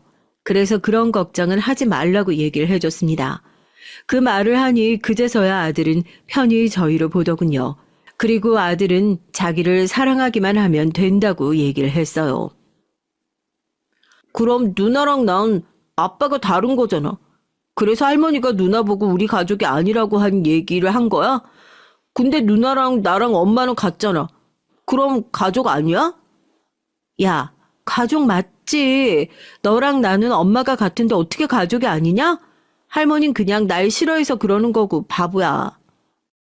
그럼 가족 맞지. 그리고 가족은 피가 섞이지 않아도 가족이 될 수 있다? 특별한 가족이지. 우리도 특별한 가족 중 하나고. 그런데 특별하니까 남들 앞에선 말하고 다니지 않는 게 좋아. 괜히 혼자 특별하면 다른 사람들이 질투해서 뭐라고 할 수도 있으니까 서로 얘기하지 않고 넘어가는 거지? 어떻게 아들에게 잘 얘기를 할까 고민을 많이 했는데 이 사건 덕분에 잘 마무리를 할 수가 있었어요. 그리고 딸이 시원하게 얘기를 해서 그런가 아들도 점점 제 딸을 닮아가기 시작하더군요. 아들이 커가면서 시어머니에게 한 소리를 하기 시작했어요. 처음엔 무슨 소리를 했길래 애가 일어나 했는데 아들이 계속 잔소리를 하기 시작하니까 두 팔을 다 들면서 딸과 저에게 구박을 하지 않겠다고 아들에게 약속을 했습니다. 하지만 차별이 없다고 하면 거짓말이죠. 당연히 딸에겐 차별을 했고 전 그런 딸에게 너무 미안했습니다. 그래서 딸이 제겐 아픈 손가락이었죠. 그래서 전 딸을 더 소중히 대할 수밖에 없었어요. 전 그렇게 몇십 년을 시댁살이를 하며 지냈습니다. 그리고 몸이 아프지 않은 이상 일을 쉬지도 않았고요. 남편이란 인간은 이미 포기를 한 지 오래라 전 아이들만 보고 살았어요. 그리고 시부모님의 병간호를 하며 지내다 시아버지가 돌아가시고 몇 년 뒤 시어머니가 돌아가시고 나서야 전 그제야 자유로워졌습니다. 하지만 문제는 남편이었어요. 남편은 늙어 더는 돈으로 여자를 만날 수가 없었는지 매일같이 술을 마시고 오더군요. 그리고 매일같이 자기를 무시하냐며 물건을 집어 던졌습니다. 그런 모습을 본 아들과 딸은 먼저 이혼 생각은 없냐고 물어봤어요. 왜 없겠어요. 하지만 이제 와서 이혼하자니 웃기더군요. 남편이 나이가 더 들면 병시중을 들어야 할 생각을 하면 끔찍하긴 하지만 이게 제 팔자라는 생각을 하고 받아들이기로 해서 그런가 별로 이혼을 해야겠다는 생각이 들지 않았습니다. 그런데 그런 걱정은 하지 않아도 됐어요. 그렇게 좋아하는 술로 결국 죽고 말았으니 말입니다. 술을 마시고 도로에 뛰어들어 결국 저 세상으로 갔으니 제가 병시중을 들지 않아도 됐죠. 남편이란 사람이 죽었는데도 눈물이 나오질 않더라고요. 물론 마음이 좋진 않았죠. 하지만 언젠간 술 때문에 사고가 날 거라고 생각했기 때문인지 생각보다 슬프지 않았습니다. 이렇게 얘기를 해도 될지 모르겠지만 마음이 후련해진 것도 있었어요. 아이들도 아버지가 돌아가셨다고 슬퍼하지 않는 모습을 보니 남편이란 인간이 얼마나 인생을 못 살았나 싶었죠. 그렇게 남편을 보내고 이젠 자식들을 보낼 날만이 남았습니다. 자식들을 보내고 홀로 지낼 생각을 하니 헛헛하더군요. 하지만 딸과 아들도 새로운 가족을 찾아야 하지 않겠어요? 전 딸과 아들을 보내고 혼자 시골로 내려가 살 생각을 했습니다. 그 결심을 한 지 얼마 되지 않아서 자식들은 서로의 짝을 찾아 제 곁을 떠났습니다. 전 자식들을 보내고 시골로 내려가 자그마한 가게를 내 조용히 살았어요.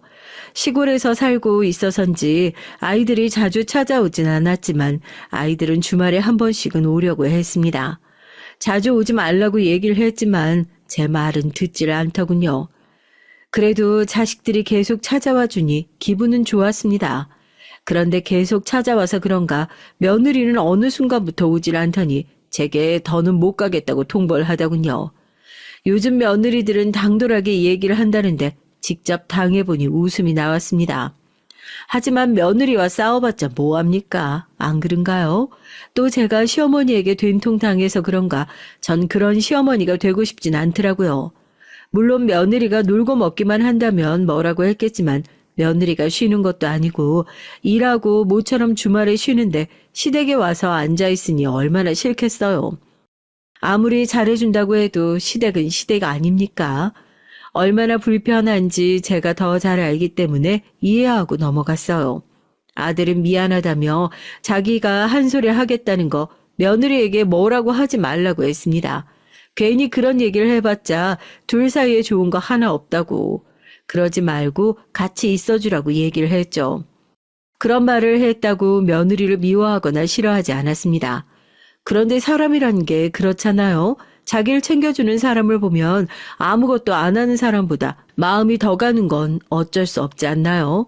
며느리와 다르게 사위는 제게 싹싹하게 예쁜 행동만 골라서 했습니다. 몸은 불편한 데가 없는지 집 수리할 곳은 없는지 매번 물어봤고 아들보다 더 친아들처럼 행동을 했어요. 그러니 제가 예뻐할 수밖에 없었죠. 그래서 딸내에 조금 마음이 갈 수밖에 없었습니다. 그리고 어느 하루는 제가 팔이 다쳐 제대로 움직일 수 없을 때 사위가 먼저 제게 딸내에서 지내는 게 어떻냐고 제안을 했고 딸 집에 가서 몇 달을 신세를 지게 됐죠. 장모와 같이 산다는 게 쉽지 않은 일이라는 걸 잘 아는데도 불편한 기색 없이 편하게 대해주는 모습이 참 고마웠어요. 그리고 딸에게도 잘 대해주는데 얼마나 예쁘겠습니까? 점점 저는 사위에게 마음이 갔어요.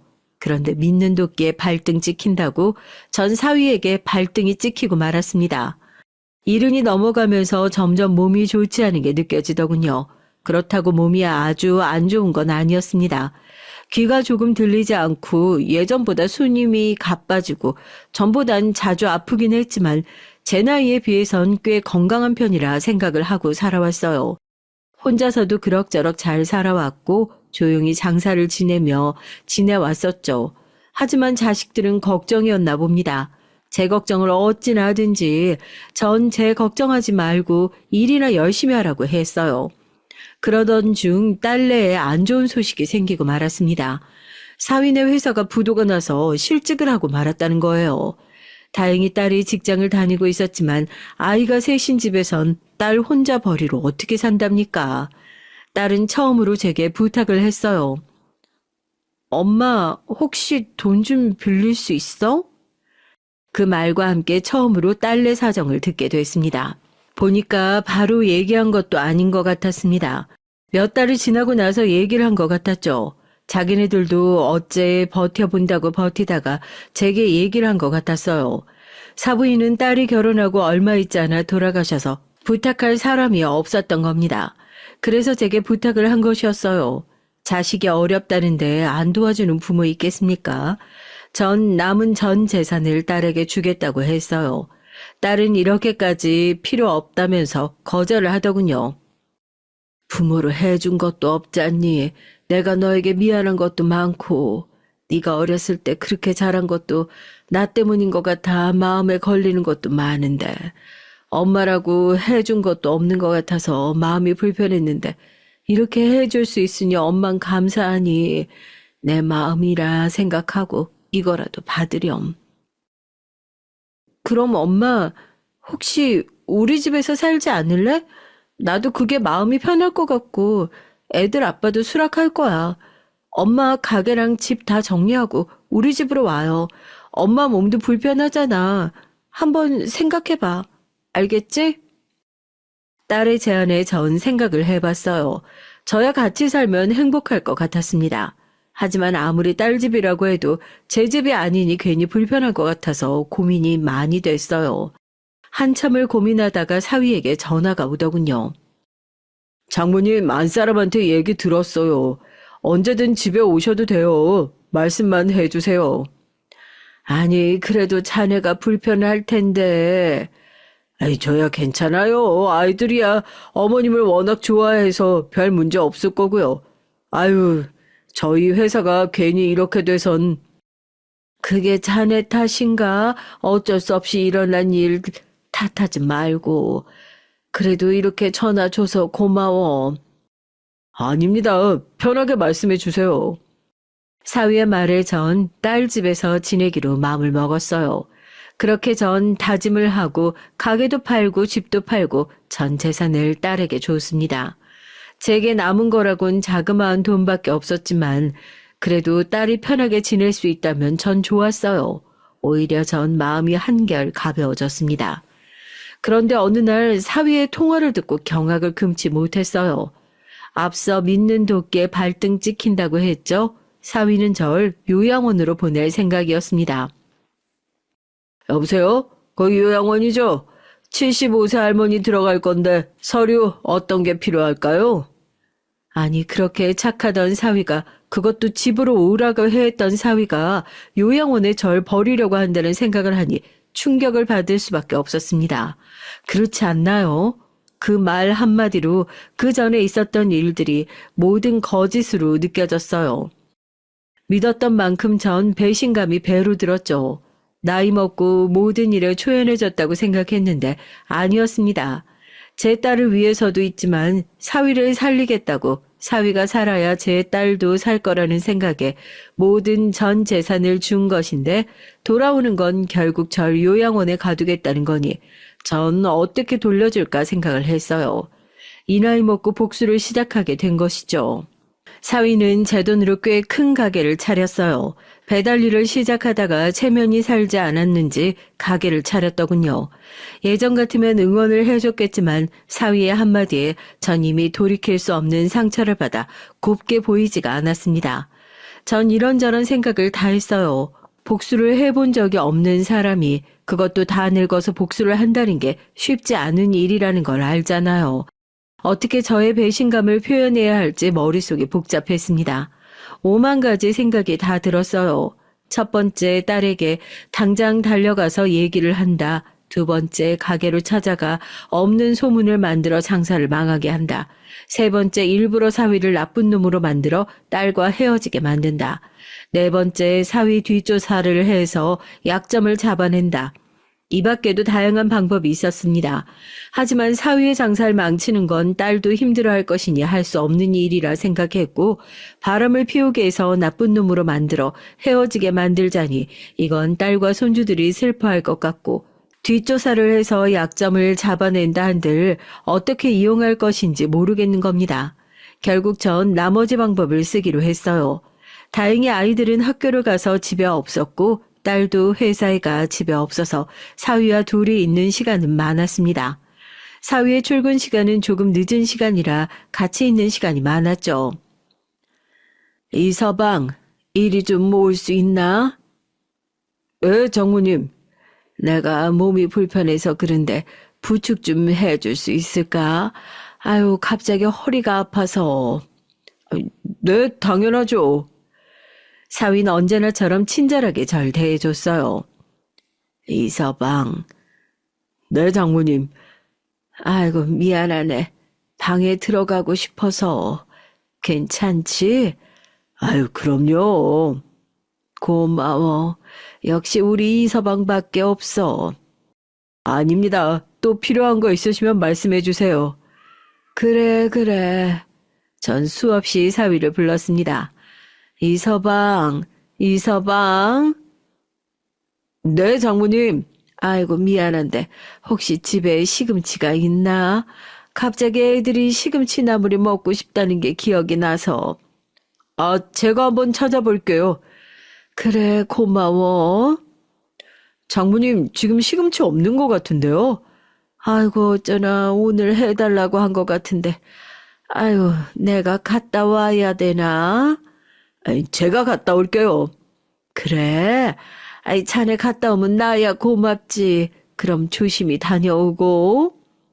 그렇게 전 사위를 부려먹었어요. 이서방. 예, 장모님. 사위는 조금 지쳐가는 게 보이기 시작했습니다. 그 시금치 간이 맞는지 좀 봐줄 수 있나? 예, 물론이죠. 일부러 소금을 팍팍 넣어서 시금치를 매우 짠 상태였어요. 아, 장모님, 이것 좀, 왜, 입에 안 맞나? 전 일부러 간을 별로 하지 않은 시금치를 먹었습니다. 아유, 이상하네. 괜찮은데. 내 입맛이 이상한가? 그리곤 다시 엄청 짠 시금치를 사위 입에 넣어줬어요. 사위는 그제야 너무 짜다고 얘기를 했고 다시 간이 맞는 시금치를 주니 그제야 간이 맞다고 했습니다. 이렇게 전 사소한 걸로 사위를 괴롭혔어요. 그런데 그거 아시죠? 사소한 게 결국 터지게 되면 걷잡을 수 없이 스트레스를 받는 거. 전 사위가 저로 인해 힘들어지길 원했습니다. 그래서 매번 혼자 있을 때 사위에게 시켰고 매번 조금씩 사고를 쳤어요. 그럴 때마다 사위의 표정은 점점 어두워지고 있었죠. 전 느낄 수 있었어요. 사위가 점점 힘들어하고 있다는 걸요. 하지만 단 한 번도 제게 짜증을 낸 적이 없었습니다. 그것도 참 대단하지 않나요? 짜증낼 법도 한데 짜증내지도 않고 제 욕을 들어주니 대단하다고 생각을 했죠. 하지만 그 발언이 너무 괘씸해서 참아줄 수가 없었어요. 그래서 계속 사위를 못살게 굴었습니다. 집안에서도 괴롭혔지만 밖에서도 괴롭히기 시작했어요. 친구들과 사위 식당에 가서 밥을 먹고 계산을 하지 않고 나왔죠. 당연히 사위라면 돈을 받지 않을 거라고 생각을 했고 아니나 다를까 장모님이 왜 계산을 하냐며 말리더군요.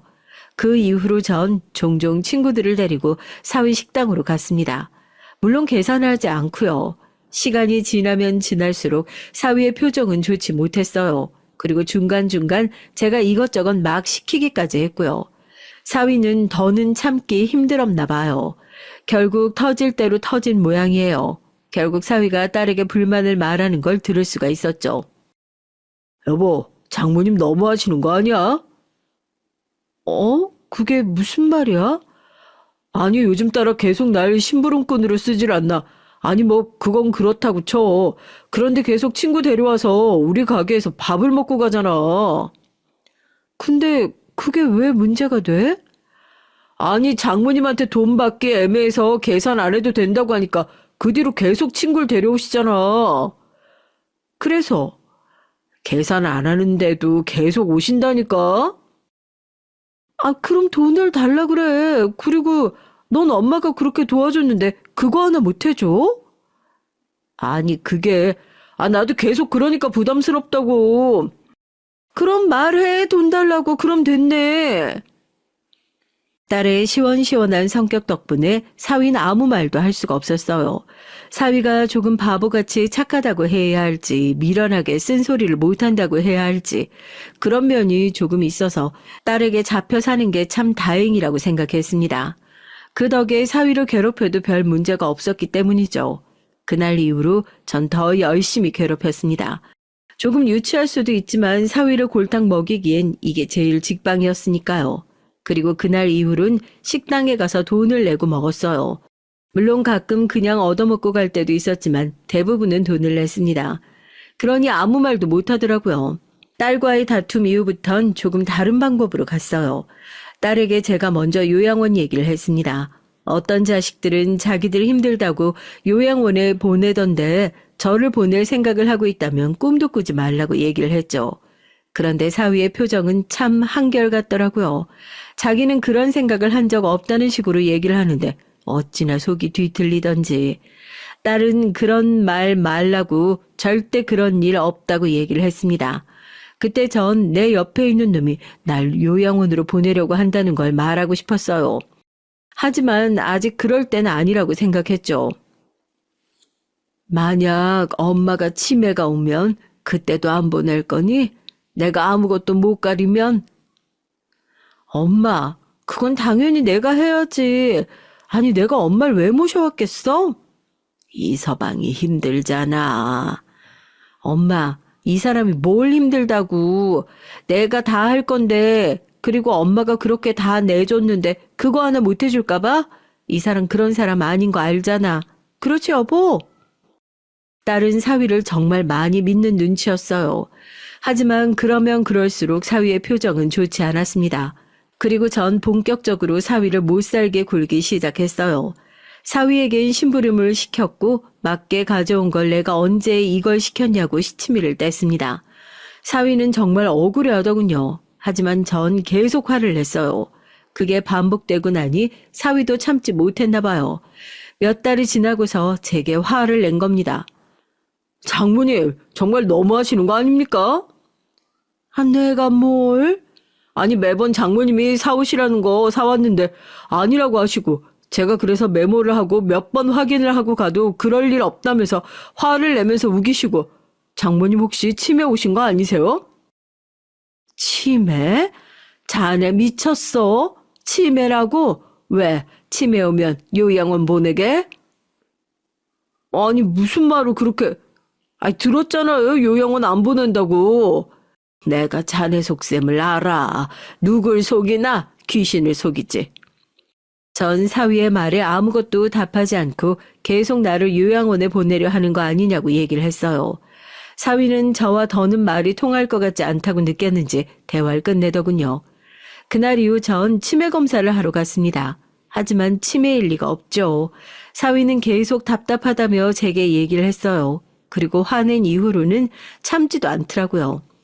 그 모습을 보고 딸이 또 뭐라고 했습니다. 당신 요즘 엄마한테 너무 막말하는 거 아니야? 나도 참을 만큼 참았어. 정말 너무하시는 거 아니냐고. 나도 힘들어. 당신도 이제 일 그만두고 어머님 봐봐. 얼마나 힘드나. 매일 시키는데 그거 아니라고 하고 화내고. 아니 가끔은 물건까지 던진다니까. 내가 언제 물건을 던졌나? 장모님, 왜 매번 절 이상한 사람으로 만들어요? 저 그럼 할 말이 없어요. 장모님, 도대체 저한테 왜 그러세요? 사위가 정말 답답했나 봐요. 딸 앞에서는 한 번도 제게 큰 소리로 화를 낸 적이 없었는데 화를 내니 말입니다. 당신 일부러 그런 거지? 엄마 돌보는 게 그렇게 힘들어? 그래서 일부러 그러는 거야? 치매 검사도 받을 때 아무 이상 없었잖아. 당신 요즘 많이 피곤한 건 아니지? 제가 시치미를 떼자 오히려 딸은 사위 걱정을 했어요. 제가 절대 그럴 일이 없을 거라고 생각했기 때문이죠. 딸이 그러면 그럴수록 사위는 더 답답해했습니다. 그럴수록 저는 점점 속이 시원해지기 시작했고요. 제가 유일하게 할 수 있는 방법이 통하고 있다는 생각에 재미도 있었습니다. 다 늙어서 이게 무슨 일인가 싶기도 했지만요. 그런데 결국 터질 게 터지고 말았어요. 저의 행동에 사위는 참지 못하고 딸에게 이렇게는 못 살겠다며 집을 나가고 말았습니다. 제가 조금 심하게 하기는 했지만 못 버티고 나가버릴 줄은 몰랐어요. 그때서야 딸은 심각성을 느꼈는지 제게 묻더군요. 엄마, 들어보니까 조금 도를 지나치는 행동을 하는 것 같던데 왜 그래? 아니 솔직히 난 아직도 잘 모르겠어. 누구 말을 믿어야 될지. 그런데 우리 남편도 힘들어하는 것 보면 거짓말은 아닌 것 같아서 물어봐요. 내가 왜? 뭘 했다니? 이서방 참 웃기네. 아니 남편 말로는 점점 말도 격해지고 마음에 안 들면 짜증내고 가끔은 이서방 때린다며. 이서방이 그러더라. 장모님이 일부러 그러는 거 아니냐고. 내가 일부러 왜 그런 짓을 하니? 엄마, 솔직하게 얘기해. 내가 볼 땐 엄마가 치매는 아닌 것 같거든? 그런데 묘하게 이서방한테만 그러는 거 알아? 딸은 눈치를 채고 제게 물었어요. 결국 전 모든 사실을 말할 수밖에 없었죠.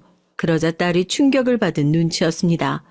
그걸 보니 딸이 몰랐던 일인 건 확실했죠. 그 말을 듣고 딸이 노발대발 화를 내며 가만두지 않겠다고 하더군요. 이게 은혜도 모르고 그런 말을 해? 엄마, 나도 가만히 못 있겠다. 그리고는 딸과 함께 사위를 골탕 먹이기 위해 작전을 짰습니다.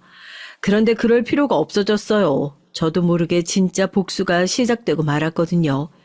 역시 인생이라는 게 어떻게 흘러갈진 모르는 게 맞습니다. 제 복수가 이렇게 끝날 줄 누가 알았겠어요.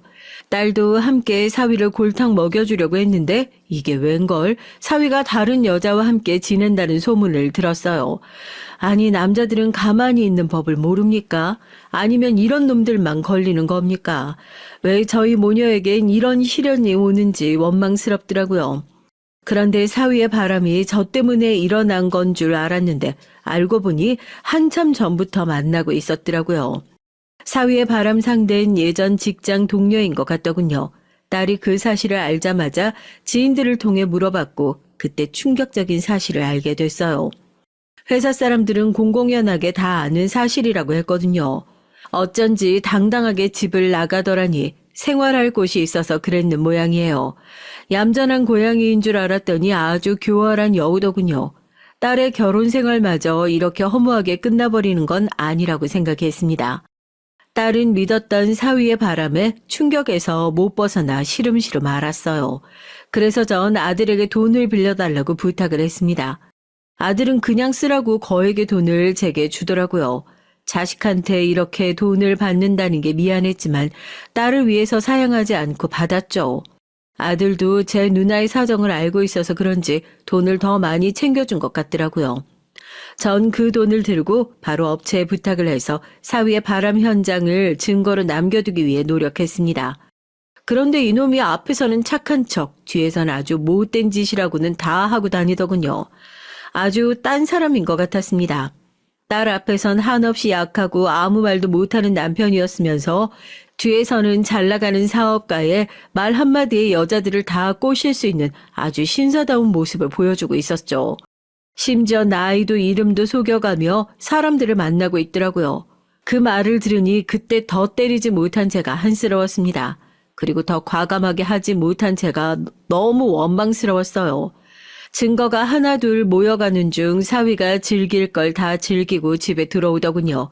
그 얼굴을 보니 사정없이 때리고 싶었지만 그러지 않았어요. 오히려 전 사위를 안아주며 미안하다고 했죠. 미안하네. 내가 좀 심했지. 사위는 당황하며 제게 얘기하더군요. 아닙니다. 제가 죄송하죠. 집을 나가버리는 게 아니었는데 죄송합니다. 그리고는 마지막 최후의 만찬이 시작됐어요. 손주들에겐 맛있는 거 먹고 오라고 몇십만 원을 쥐어준 뒤 쇼핑도 하고 게임도 실컷 하고 오라고 했어요. 그리고 딸과 사위와 함께 밥을 먹었죠. 마지막인 만큼 전 아주 성대하게 차렸습니다.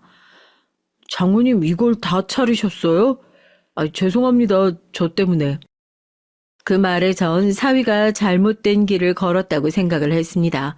얼굴도 되지 연기도 되지 탑배우 못지않은 실력을 가지고 있는데 왜 그 길로 가질 않았나 의문이 들더군요. 사위는 밥을 아주 맛있게 먹었어요. 사위가 국을 먹으려고 고개를 숙일 때 이때다 싶어 있는 힘껏 뒤통수를 때렸습니다.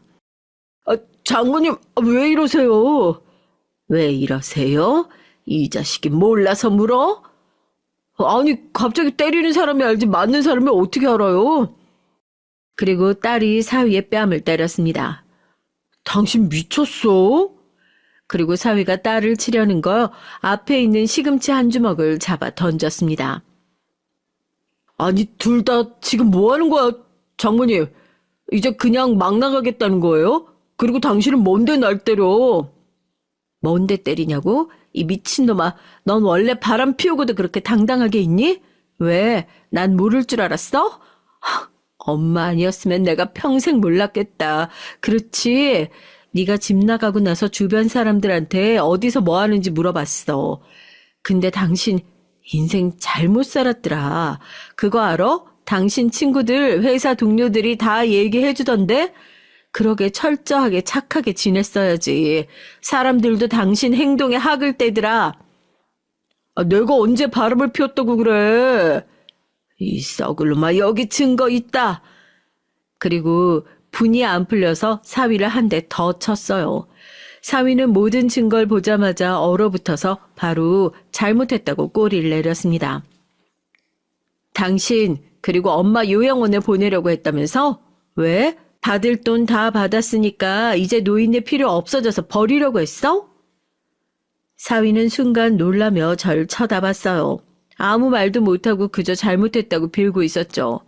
하지만 용서가 됩니까? 저흰 끝까지 용서를 하지 않았어요. 바로 쫓아냈습니다. 사위는 빈털터리로 쫓겨나고 말았죠. 불쌍하지도 않았어요. 계속 한 번만 봐달라고 하는데 얼마나 꼴사납던지. 그 와중에 사위는 자기를 예뻐하지 않았냐고 한 번만 봐달라고 얘기를 하더군요. 자업자득 아닌가요? 사위가 그런 절 요양원으로 보낼 계획만 세우지 않았다면 전 계속 사위를 예뻐했을 겁니다. 안 그런가요? 그리고 솔직히 누가 딸의 결혼을 망치고 싶겠어요. 복수라고 해봤자 그냥 노인네의 한풀이 정도로 끝을 내려고 하겠지만 자기가 잘못해서 이렇게 끝난 거 아닙니까? 결국 사위는 아무것도 갖지 못하고 쫓겨나고 말았죠. 친구도 돈도 직장도 자식도 잃은 채 쫓겨났습니다. 어쩌다 보니 완벽한 복수를 하고 말았죠. 딸은 그 사건 이후로 회사를 그만두고 사위가 하던 가게를 그대로 받아 이어갔습니다. 딸은 오히려 속이 편하다고 말을 하더라고요. 제가 그렇게 하지 않았더라면 사위가 나가지도 않았을 거고 그럼 이렇게까지 되지 않았을 테지만 그래도 속지 않고 사랑스러운 저희 가족끼리 살 수 있다는 게 다행이었어요. 어쨌든 사위 덕에 사랑하는 딸과 손주와 살 수 있으니 그거 하나는 고맙다고 말하고 싶네요. 덕분에 전 행복하게 살고 있습니다. 여러분도 혹시 의도치 않게 누군가에게 복수를 한 적 있으실까요? 아니면 복수를 하지 못하고 살고 계신가요? 복수를 하든 하지 않든 여러분의 선택이 올바른 길이라는 거 잊지 않았으면 좋겠어요. 그렇다고 복수를 위해 너무 망가지지 않았으면 좋겠네요. 저 보세요. 시부모님은 나이가 들어 죽고 남편이란 작자도 사고가 나 죽어 제가 모든 재산을 받았고 결국 제가 제일 편안하게 살고 있지 않습니까? 그리고 사위도 보세요. 제가 불을 켜고 아등바등 복수를 하려고 했다면 사위는 일찍 알아차리고 이렇게까지 나락으로 떨어지지 않았을 겁니다. 분명 잘못 살고 있는 사람들은 결국 벌을 받게 돼 있는 것 같습니다. 죽어서라도 받을 거라고 생각해요. 물론 제가 편히 살 수 있기 때문에 이런 소리를 하는 거겠죠. 그럼 이 늙은이는 더는 헛소리를 하지 않고 그만 얘기 끝내도록 하겠습니다. 이 긴 얘기 들어주셔서 정말 감사합니다.